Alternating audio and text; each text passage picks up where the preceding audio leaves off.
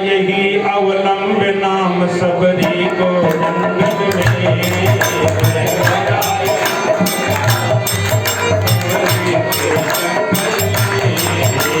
गया, यही अवलंब नाम सबरी को जंगल में रह गया।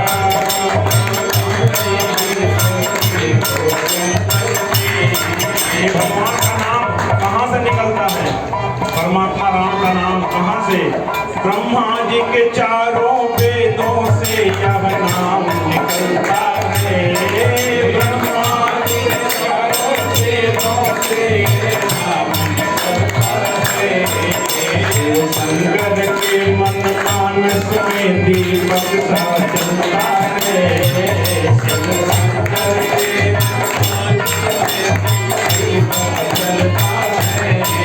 लाखों का बेड़ा पार किया, लाखों का बेड़ा पार किया, पहुँचाया हर के धाम।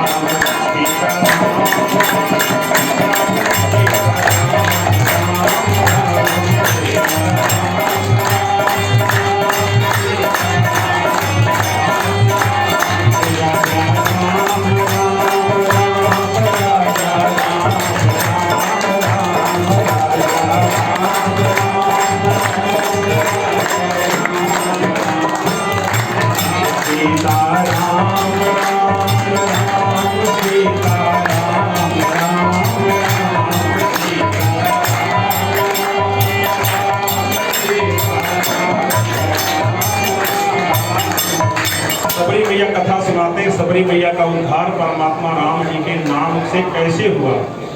सबरी मैया अपने पूर्व जन्म में बहुत बड़ी राजकुमारी है। तो कुंभ का मेला लगा प्रयागराज। राजा साहब सबरी मैया को साथ लेकर बहुत बड़ा शिविर लगा प्रयागराज में। और मैया तो महारानी है, राजकुमारी है। दर्शन करने वह भी प्रयागराज के घाट पर महल बन गया, वहां रह रही हैं।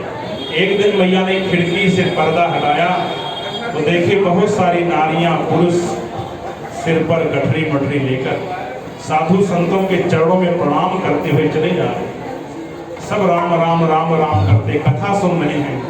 सबरी मैया जो राजकुमारी स्वरूपा हैं, वह दृश्य उनके हृदय में बैठ गया कि मैं भी राजा साहब से आज्ञा लेकर इस महल से बाहर मैं भी एक साधारण नारी की तरह सभी साधु संतों के आशीर्वाद को लेने के लिए जाऊंगी।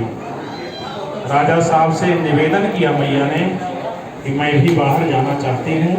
लेकिन राजा साहब ने कहा कि आप तो राजकुमारी हैं, आप बाहर नहीं जा सकते, आपके लिए तो साधु संत यहीं आ जाएंगे। जो राजकुमारी सबरी मैया हैं, उनके हृदय में आघात हुआ कि साधु संत हमारे घर आएंगे, मैं उनके घर नहीं जा सकती हूँ, ऐसे जीवन का कोई फायदा नहीं। रात को सबरी मैया संगम के तट पर गई, गंगा जमुना सरस्वती जी से प्रणाम किया, हे माँ मैं अपराध करने जा रही हूँ, लेकिन मैं राजकुमारी बन के रहना नहीं चाहती, मेरे प्राण का हरण कर लो, क्या चाहती हो?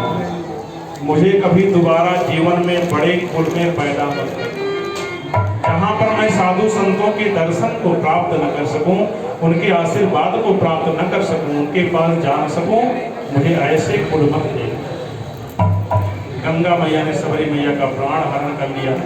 राजा साहब ढूंढे, सुबह सबरी मैया का मृत शरीर मिला।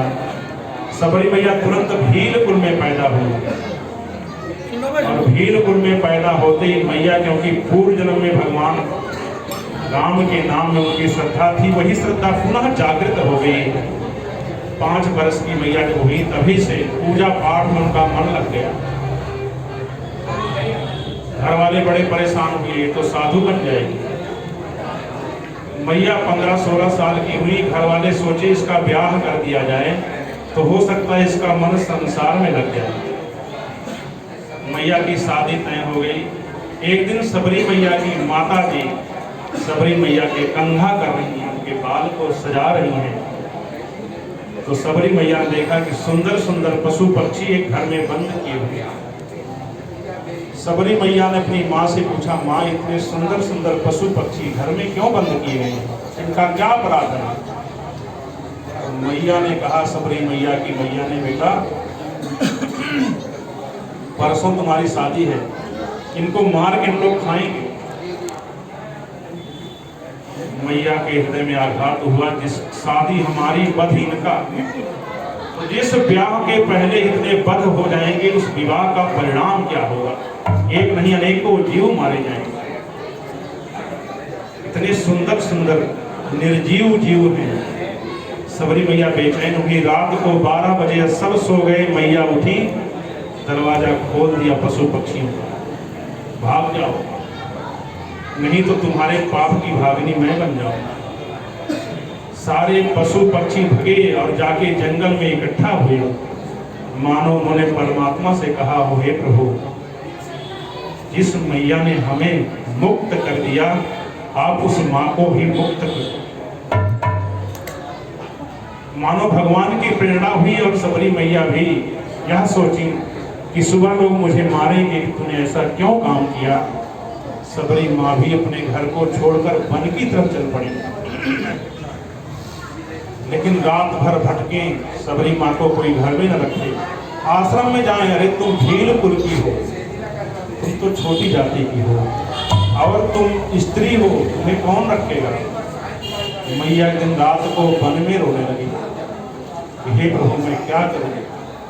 मानो भगवान ने उनको आग्रह किया, हे माँ, आप भगवान के नाम का जाप, उससे क्या होगा, परिणाम आएगा। मैया राम राम राम राम करने लगी। वन में घूमते घूमते आश्रम बहुत बड़ा दिखाई पड़ा। वो आश्रम मातंग ऋषि का आश्रम। तो मैया सोची मैं क्या करूं, तो बोली सेवा करो, आश्रम में नहीं जाऊंगी। एक दिन मैया ने देखा मातंग ऋषि गुरु जी, उनके बहुत सारे शिष्य गंगा जी स्नान करने जाते हैं। तो मैया ने कहा बस मैं यही काम करूंगी। रात को रास्ता बहाती हैं, घाट पर दीपक जलाती हैं, रात को लकड़ी काट कर भगवान के यज्ञ के लिए, साधु संतों के भोजन के लिए मैया लाके पटक जाती हैं, और चुपचाप बैठकर सेवा में लग गई मैया। मातंग ऋषि को यह समाचार मिला, ऐसा कौन है जो सेवा करके अपने आप को छुपाता है। अपने शिष्यों को आदेश दिया कि जो भी जीव है उसको ढूंढ कर लाओ। एक दिन रात को मैया घाट पर दिया जला रही, और सेवक लोग तो गुरु जी के ढूंढ रहे थे, मैया को पकड़े, चलो गुरु जी ने बुलाया। अब माता वहीं रोने लगी, भगवान से बोली, हे प्रभु, आज आपने मुझसे अपनी सेवा भी छीन लिया। मानो भगवान ने माँ को कहा हो, मैया सेवा नहीं, अब तुम्हें